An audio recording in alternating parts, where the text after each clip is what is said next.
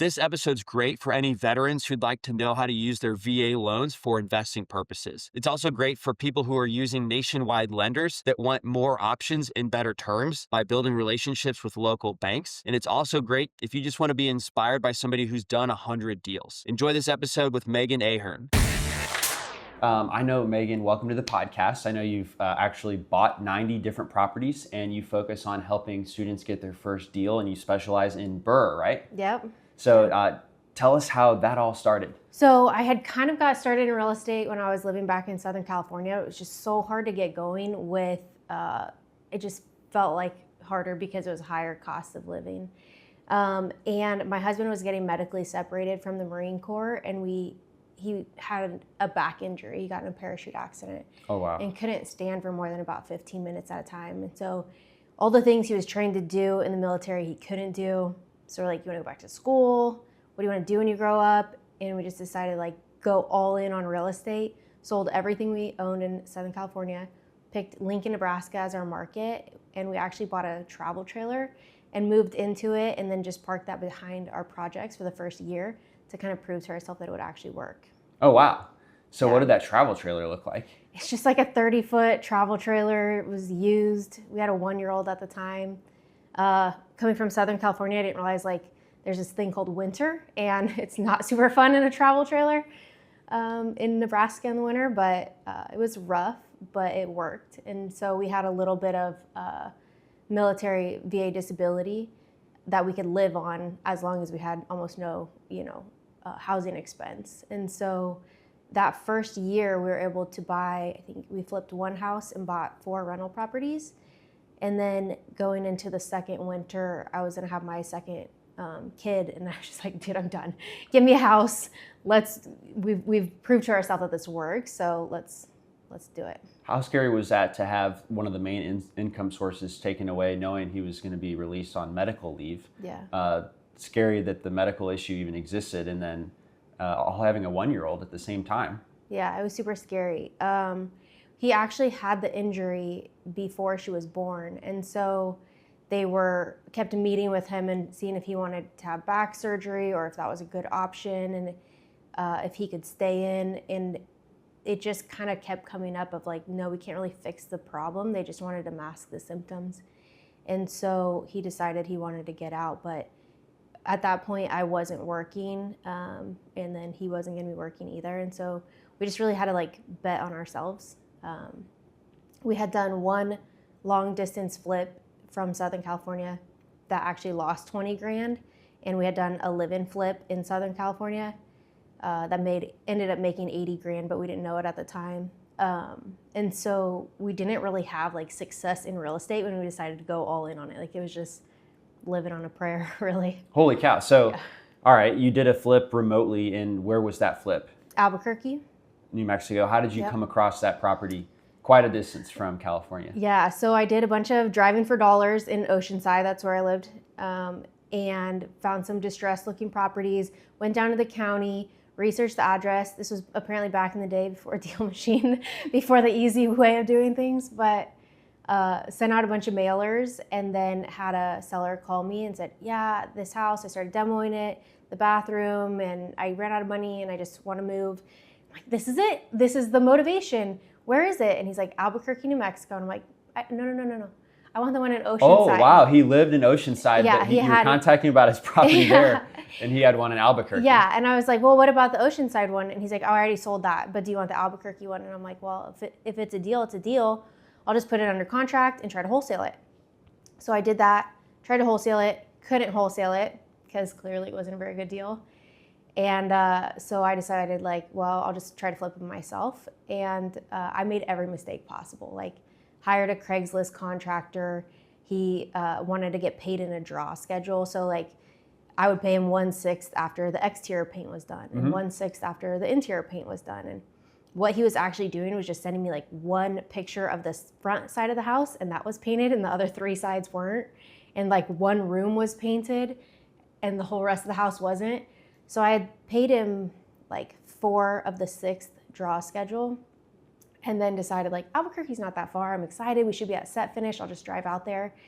drive out there and it's like not anywhere near done. And I'm like, oh my gosh, I'm so mortified. But we ended up getting it done and selling it and losing 20 grand and learning a ton of lessons. Wow. Well, I respect you that you didn't, you had it under contract, you couldn't wholesale it because it wasn't a crazy great deal, but you wanted to see it through. Yeah. You probably learned a lot through that process. For sure, yeah. And what happened with the contractor? Did you confront him about what he was doing? I did, and he actually ended up finishing the project. When I was out there, I met with a couple different realtors and picked who was going to list it at the end. And then I asked, would you help me manage it a little bit, or at least go check up on the contractor to make sure he's actually done like the full scope of that. And the contractor was able to get back on track and finish up. Got it. So, oh my gosh. Okay, that wouldn't feel, I mean, it'd feel good to get it done, but like knowing that it took a loss would feel pretty bad, I would think. Yeah, you have to kind of like re-question the whole idea of it. Like, is this actually gonna work, or is I'm just seeing this like on social media? Yep. And HGTV or whatever. But I had enough flippers in my market that I had like started relationships with and just talked to them, and I would go to their flips, and I'm like, dude, if they can do it, like I could do it. I just kind of screwed up everything, and I could just not do that next time. Yeah, it makes such a huge difference if you have people that are doing it and are successful. Yeah. I remember when I was getting started, I always wanted to build a rental portfolio, and I was going to do the BRRRR strategy so I could find it, run down, fix it up, and then keep it. My parents were very concerned because they were talking to people at their church that had had like an accidental inheritance, accidental landlord type situation, and they had like a disaster because, well, they probably didn't learn how to manage the property well or choose a tenant well. So my parents were very concerned, but I was able to kind of cut through that because I knew there's like all these other people here who have been successful. So, I mean, I appreciated their concern, but I was saying, well, I'm going to still go through with it anyway. Yeah. Otherwise, it can be very daunting. The naysayers can be very daunting. For sure. My grandparents actually retired off of commercial real estate. And so by the time I was around, I saw like they always had money, but they never worked. So I was like, how did this work, right? And they're like, real estate, but don't do it, it sucks. Being a landlord sucks, don't do it. I'm like, doesn't look real bad from this angle, And you talk to my grandparents and they'll tell you like just horror stories, but we've just decided to do our business like much differently. So like when we buy a property, we are BRRRRing it. So we're completely renovating it up to the standard of our flips. And so tenants are fighting over being able to rent our properties, and we get really great tenants because of it, like top-notch people. Yeah. And if you're self-managing it, I think that's a great way to go. It's how I've chosen to go as well, where I put in like solid surface countertops, but on a rental, you like normally might not do that. Yeah. Because I feel like it'll make it easier to manage and higher dollar per conversation you're having, right? Because every tenant is conversations that have to happen. So I'd rather get paid more for each of those conversations than less. A bunch of little conversations that have little dollars attached to them. Yeah. So you did make $80,000 on your second deal, you said, right? Yeah. So how did you do that, and where was that? That was in Oceanside, California. Okay. And so we bought that on a VA loan. It was a short sale. So we got a pretty decent deal on it, and then just kind of fixed it up as we lived there. And then we rented out one of the bedrooms to a coworker. So it was like a little bit of a house hack and a little bit of a fixer-upper, and then ended up selling it when we moved to Nebraska, which ended up being our seed money to kind of go and buy there. And then my husband Jeff got a separation bonus as well, so that helped us kind of get going. Got it. So when you say it was a short sale, how did you find that? It was listed. It was listed as a short sale. On the MLS? On the MLS. On Zillow, Yep. you could find it? Yep. Okay. It was just kind of banged up. It had been a rental before. And as a buyer, what does that mean for you? Anything different? Not really. It kind of depends. So short sales a lot of times take longer than normal, but this one had already been submitted with a different buyer to the bank, and the bank had already approved that amount. So for us, it was generally the same, except we got a good deal on it. Like the other buyer fell through? The other buyer fell through, yeah. So they were listing it same price. They're just come pick up this deal as it was. Yep. Got it. Yep. And you got the VA loan. So Yeah. I want to thank your husband for his service. Thank and he was able to get that with zero down. Is that Zero what down. the VA loan offers? Yep, zero down. Yeah, it's such a good loan product. And you can use it for even like multifamily. So we've used it for duplexes too in the past. Yeah, 0 down on a duplex. Like, and if you have that kind of a loan, you might as well just go like totally fixed up nice. And so it's just like this instant cash flowing rental. The VA loans are also the lowest interest rates you can get on a mortgage. Amazing. Yeah. So I noticed the first one you said it was a live-in. Yep. So does the VA loan work on rentals that you don't live in, or do you have to always have that angle where you're living in one unit or a part of it? You have to intend to live there for 1 year. Yep. That's the lingo. We have gotten multiple VA loans in 1 year because we moved into a duplex that we intended to live there for a year, and then our intentions changed and we bought a bigger house, you know? Yeah. It was just too small for us and the kids. Yep. And that's fine too. Yeah. I did that with just the primary loans are typically better than a rental property loan. You put less down, you get a better rate. So I would live in one house for a year, and once that year came up, well, I would go move into another primary house for a year. And so several of my first properties were actually done that way, even though it wasn't a VA loan. But it seems like they have a similar rule where as long as you live in it for a year, then you can still hold it as a rental after that point. Yeah.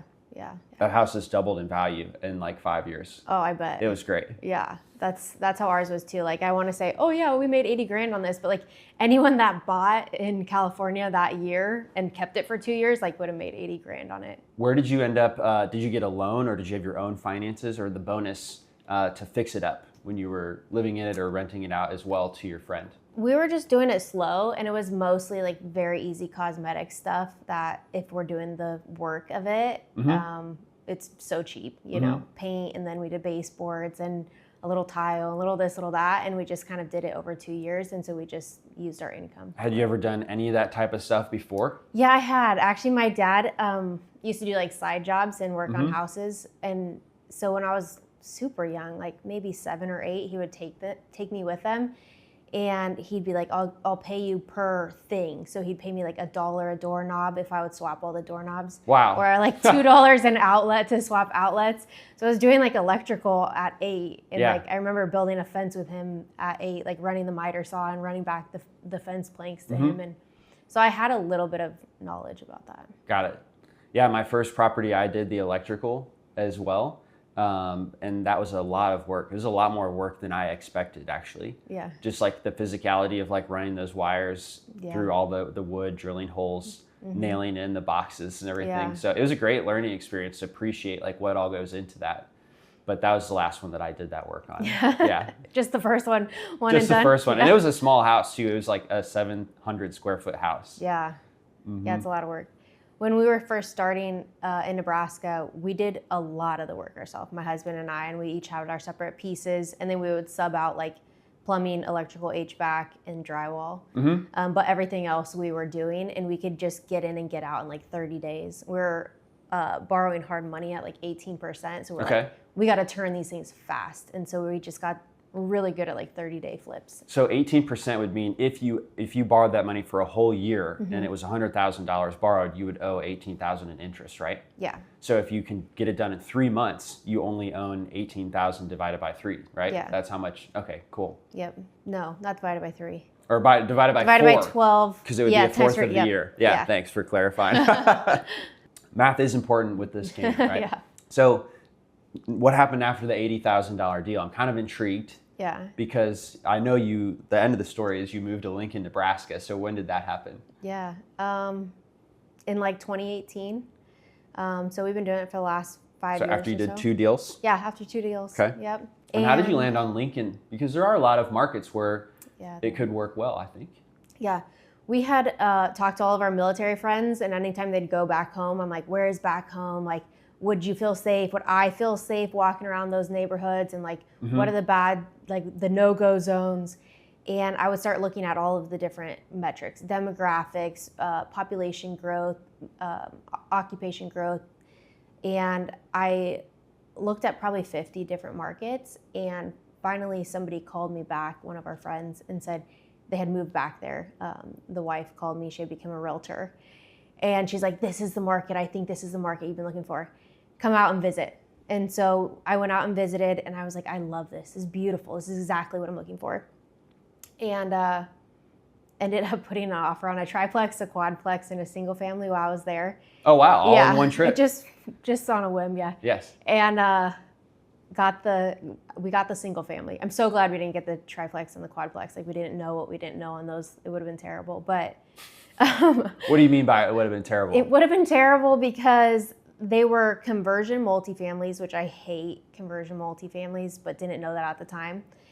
And they're just 100-year-old, chopped up, Got it. So it was a houses. big single family house. Yeah. They added extra walls, extra doors. Yep. Got it. Yeah. They're so weird. And like, it's just some hillbilly just decided that this is a fine layout, and they'll put like a toilet in a closet with a low ceiling that you have to kind of wiggle yourself back into. And they're weird. So they only rent to weird people, you know? And I'm a kind of person where I'm like, if I'm going to do it, I'm going to do it right. And so it needs new siding, it needs all new kitchens, it needs everything. And somebody ended up buying it and slap a little lipstick on the pig. And I'm sure and they bought it for more because it was a different outcome. Yeah. I agree. I really want to do everything right, especially if I'm going to hold the property, which you're doing too, is I know I'm going to deal with the problem later if I don't do it right now. Yeah. So doing everything, buying it so you could do everything, it should be maintenance free for quite a long time, 8 years, 10 years. Definitely. Maybe a doorknob needs to be tightened, but it's no problem for you. You've had a lot of practice growing up. That's cool. So when you put the offers on all those properties, are you still using VA loans, or are you doing a different loan product now? Different loan product now. So I do a lot of things. One is that I have a lot of private money lenders that will lend me 100% of the purchase and rehab. Oh, that's nice. It is so nice. And one specifically, he doesn't want the interest payments until the end, because he's like, I just keep losing these little checks that you're sending me. Like, it must be nice. Yeah. But cool. And so we'll just pay him out at the end when we either sell or refi. And then kind of in the middle there, we had a few small local banks that would do the same thing, that 100% purchase and rehab. But we had to pay them interest payments. And so they would do a spec appraisal on the front end. And as long as we're under that 80% of the ARV, they'll finance the entire deal. Mm-hmm. I can really relate to that guy, I think, because when I got my first rental property, that was just straight up buy it 25% down. Now you have the option to escrow the taxes and the insurance payment, which is only due every 6 months, right? So I was mad that on my primary house, they made me escrow that because I knew it wasn't due until 6 months. I'm like, you guys are getting a free loan from me.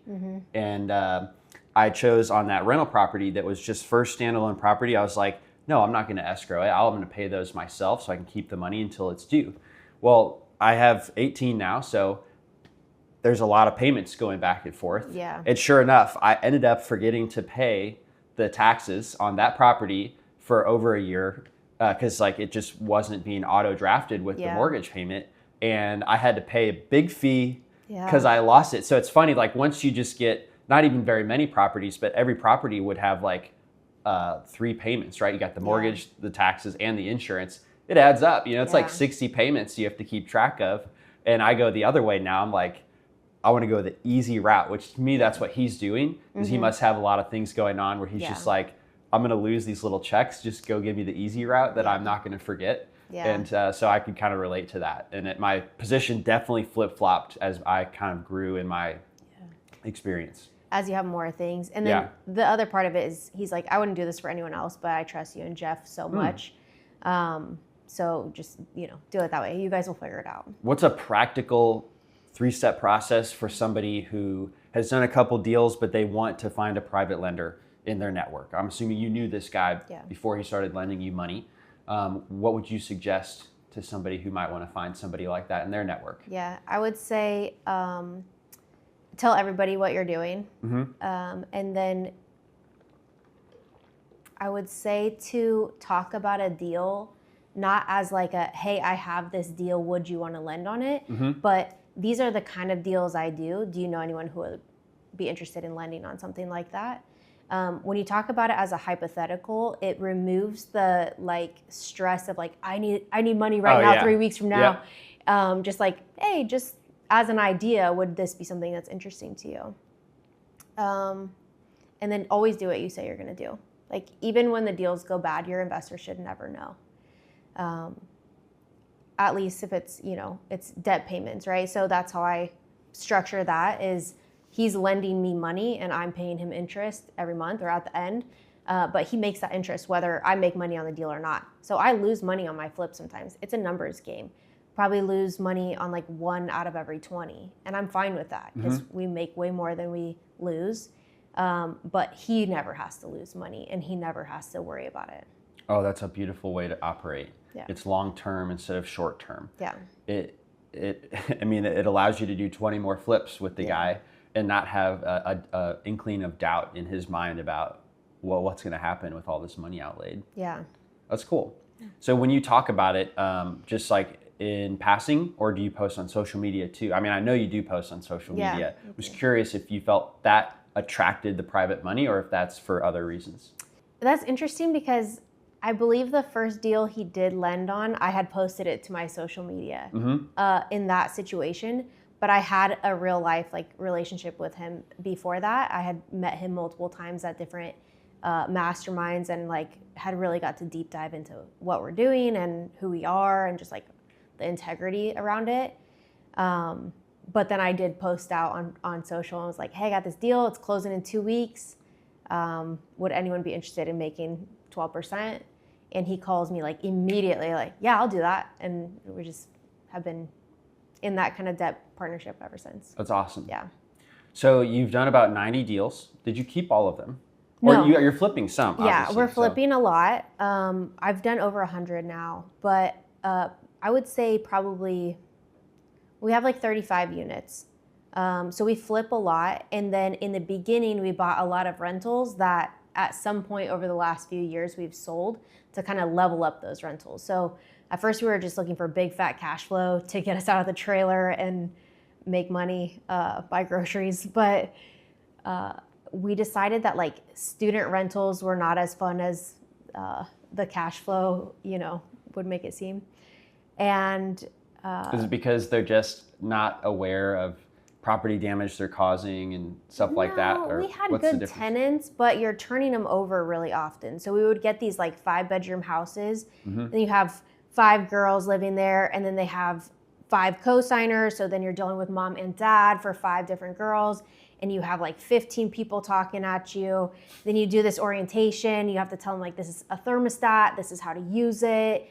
They call Jeff, and they're like, Jeff, I have a flat tire, and I'm like, that doesn't have anything to do with us. Oh. Why are they calling us? And so it's a lot more hand holding, and then you do that every year. The girls break up, and then you got to relist it. And so we wanted something a little bit more stable, and so we've just transitioned more to away from the college area and a little bit better units, newer units. Gotcha. Have you ever bought a as-is property and just straight up rented it out, or have you always been fixing up the property? Because I had this story this year where I've done pretty much all bird deals, but then I executed this strategy where I would give 70% offers to a bunch of properties that were on the market for a long time, and ended up having 5 of them accepted.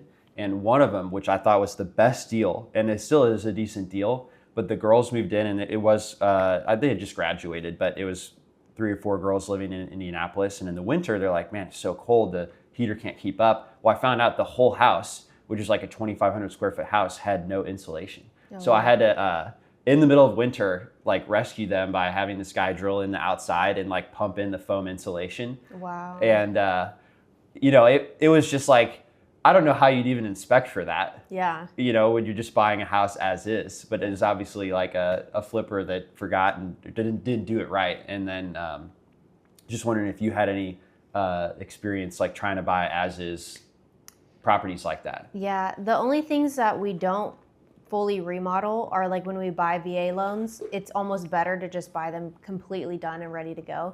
So we bought some duplexes like that with VA loans. And that's because the VA loan does require the deal to be lendable, right? They're not exactly a fix and flip loan, right? It has to be approved. It has to approve it with the appraisal and all that. Yeah, they check for health and safety things, chipping paint, all the stuff, same a FHA loan. But also, if you get a VA loan, they'll do 100% of the purchase. But if you refi a VA loan, it's only 90% of the value. So when you're trying to use a VA loan to BRRRR, it doesn't really make sense. You might as well just get it ready to go. Got it. Yeah. That's where the private money can come in to do the whole deal plus the renovations. Yeah, or And just then don't you do get the renovations. Oh, gotcha. Yeah. Yeah. Gotcha. But so for long term, it's not with the private money lender, right? It No, would be with. I refi it with small local banks. Okay. Yeah. Is that like a debt service coverage ratio loan? Essentially, yeah. But it's just so much cheaper than true like national DSCR loans because you're not having those big origination points. You don't have like a lot of those junk fees that they seem to have. DSCR loans a lot of times will have prepayment penalties too, which I've noticed that. Yeah, Yep. Small local banks won't do that. Oh, that's really nice. Yeah. I should check that out. Yeah, super flexible. I noticed there's also a difference. I've tried a few different DSCR providers, and the ones that end up selling it on the market, they're like a lot more difficult to get the loan approved. It takes more time. They ask more questions. They want to see more documents than somebody who holds it on their own balance sheet. Yeah. And so I have opted to stay away from the ones that resell it. Yeah. And you can ask, I've just asked them Yeah. in the beginning process when I was trying to figure that out. Yeah. But I think I may go look at a local bank now. Yeah.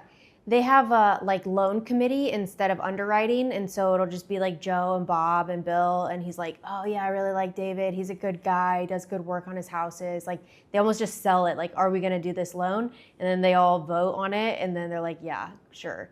And so when we first got started, we didn't have 2 years of good tax returns. We just were super unbankable. We're living in a trailer behind our flips, you know, and nobody would talk to us.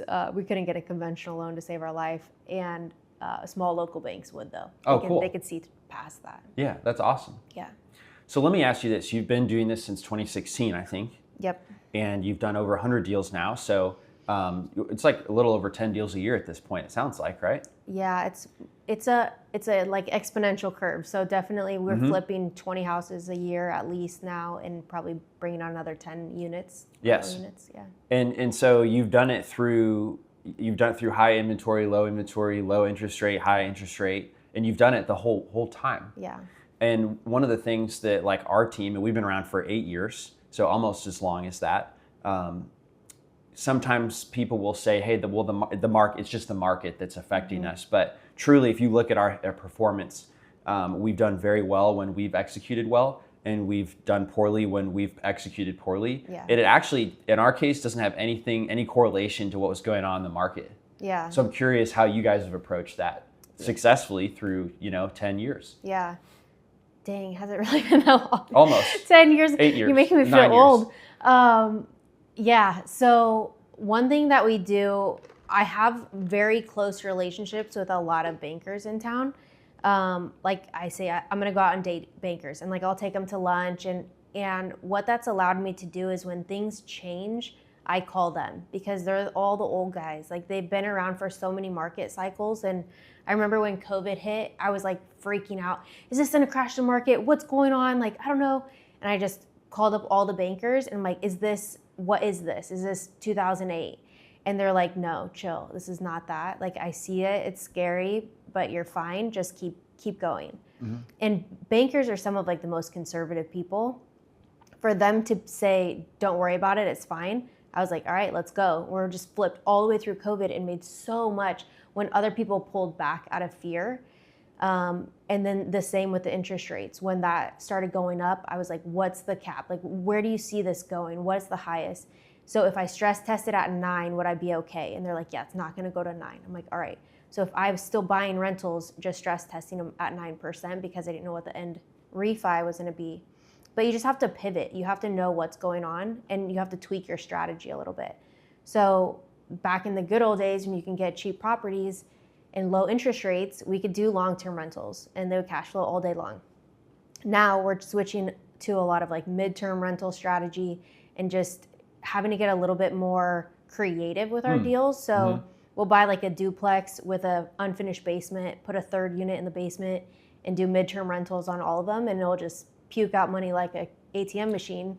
But, like some people are like, oh, you can't burr deals anymore. And you can. You have to get creative. Is a midterm rental is like somebody that would be like working 9 months in Lincoln, Nebraska as like a travel nurse? Is that what that means? Yeah, they're probably averaging like a 3-month stay. Some are 1 month, some are 9. It's very rare to get a 9-month stay.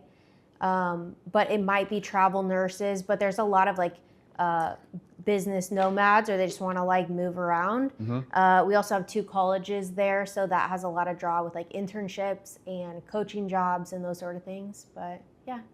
How do you market the midterm rentals? We put them on Airbnb and on Furnish Finder, and just with the Airbnbs, we put them as 31 night stay minimums. In our area, if you do a short-term rental, you have to have a permit, and if you have a multifamily building, you can only have 1 STR per 10 units.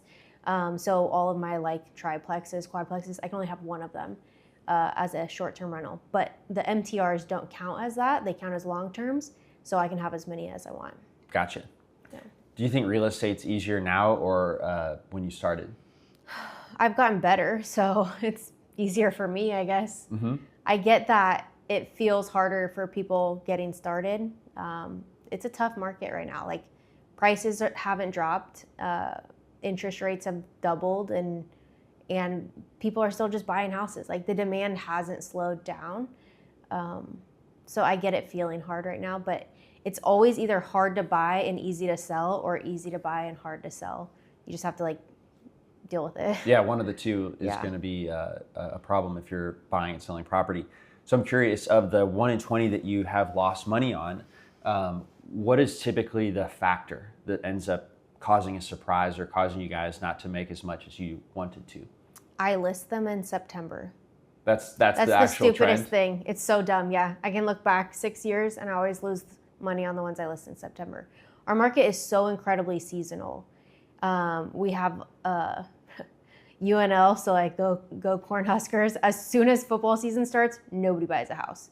And so if you list in September, everybody's back in school, football season has started, and the weekends are for football, and you cannot sell. So we end up usually throwing it on the market, it doesn't sell, and then we end up price dropping it, and it usually sells in like November. And that extra hold time mixed with the price drops just make it not sell. And in all reality, so I realized that I think this last year, going back and looking at the data, and it's almost like if it's going to hit at that time, it's probably just better to hold it and then list it a couple months later, or just refi it. One of the things I realized was if I can buy the almost exact same house, 3-bedroom, 2-bath, slab, certain type of siding, certain type of roof, even in the same neighborhood, it's like way faster for me to put that deal together, to estimate the costs, and then to get it done, which is nice. But I have been accused that all my properties look the same, and people don't like that. So I'm curious, have you tried to make each property unique in the style so that it sells more because people are really excited about this unique house? Or have you guys also tried to make it more efficient by eliminating the decisions you have to make in the paint colors and countertops, et cetera? Yeah. So like in 2020, I feel like it paid off to go very unique. There were so many buyers in the market, and they were just so excited, and their agents would be like, well, if you really love it, pay an extra $20,000, $30,000, $40,000 for it because it's only going to affect your payment a little bit. That's not the case anymore. If you pay an extra $40,000, it's going to be a pretty big swing. And a lot of these buyers, especially in the first-time home buyer price point, are kind of pushing up on what they can afford. So we have at this point totally standardized it because there's less buyers in the market. So if you're like, oh, I'm going to do blue cabinets and this, and it's going to be so cute, and someone's going to love it, maybe that someone is not looking for that 4-bedroom right now. They're looking for a 2-bedroom. And so you're catering to a smaller market, especially because my market is very small, or pretty small, smaller than Austin. But yeah, so we don't do that anymore. And it does make managing our flips much easier. How do you and your husband divide what you guys work on? Ooh, that's a good one. I manage most of our acquisitions and the construction part of our business. And then I also own a staging company. That's mine. Ahern Property Staging. Ahern Home Staging, yeah. And then he does the realtor stuff, so disposition, and manages our tenants, our rental properties. Okay, got it. Yeah. Where did Acorn, the name, come from? When we were in California, we you gotta have a business name and a website, and you kind of fall down this rabbit hole as a newbie, doing all these things that probably don't matter right out the gate. It's just go buy a house, then deal with the branding stuff. But anyways, we made this business called Aria Real Estate Investments, and it meant golden in Latin. The problem was that our email address was ariarei.com, and so when you spell that over the phone, it's Aria. Aurearei, and people were like, what? Oh, yeah. It doesn't even, what are you saying? And so the second time around when we moved to Nebraska, I'm like, I'm picking a word that if they don't know how to spell it, it's their fault. It's not my fault. Mm-hmm. And so we just picked Acorn.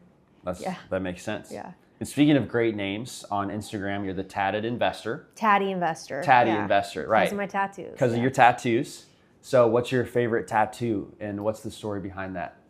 Oh, man. My mustache. Oh, shoot. Yeah. I was like, what? It's my mustache on my finger. My husband has a matching one.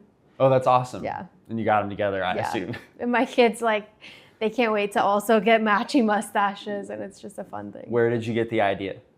I don't know. It was such a big thing back in the day.